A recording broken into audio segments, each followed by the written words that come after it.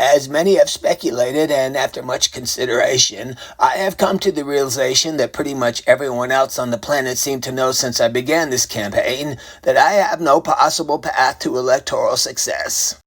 So it is with that in mind that I and what's-her-name, who was my VP, are closing down this campaign for presidency, but with the promise to continue to be an irritant to everyone within the sound of my voice.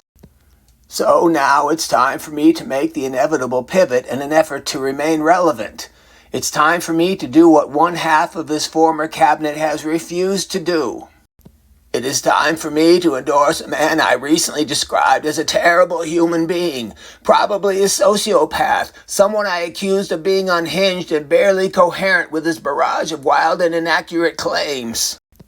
A man I accused of filling his administration with swamp creatures. A man who ran up the biggest debt in U.S. history, and someone whose positions on issues and philosophies could not be further apart from my own. A man I once called the worst president ever and barely human. Yes, ladies and gentlemen, I am now endorsing, in exchange for a cabinet position, wink, wink, nudge, nudge, a man I used to loathe but was a mutual friend of my pal Jeffrey Epstein. I now support for president Donald J. Trump. Cue the balloons. No balloons? Oh well, tight budget. Former and future President Trump has assured me that we will form a coalition government. Yeah, right, whatever. Just get out of the race, Leatherface. You look like a piece of luggage that someone left at the airport on purpose. Did you know that? And don't forget, as part of our deal, you agreed to allow us to still criticize each other. Sure, yeah. I guess you haven't really seen how I operate, have you? But yeah, sure, take your best shot.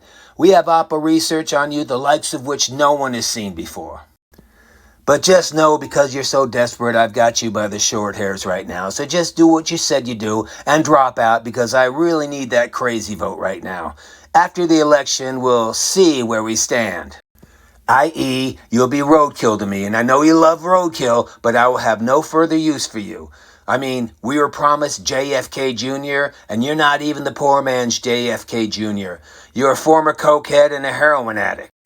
But yeah, sure, right now I need you. After November 5th, you'll be as useful to me as a red-headed stepchild. Yeah, well, it's still more attention than Kamala Harris gave to me.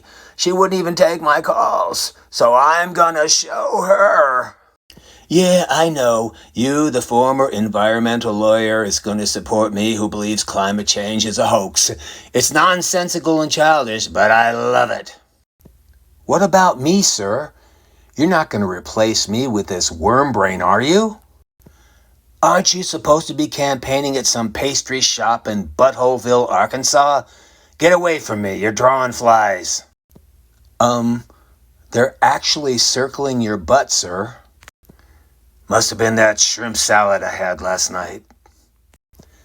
That explains it. Indian food usually does that to me.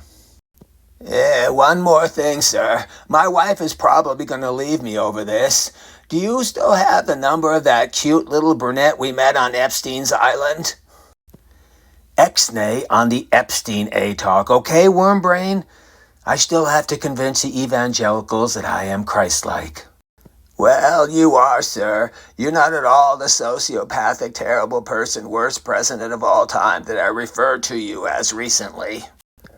Yeah, right. Just drop out of the race, okay? And go campaign for me in Guam.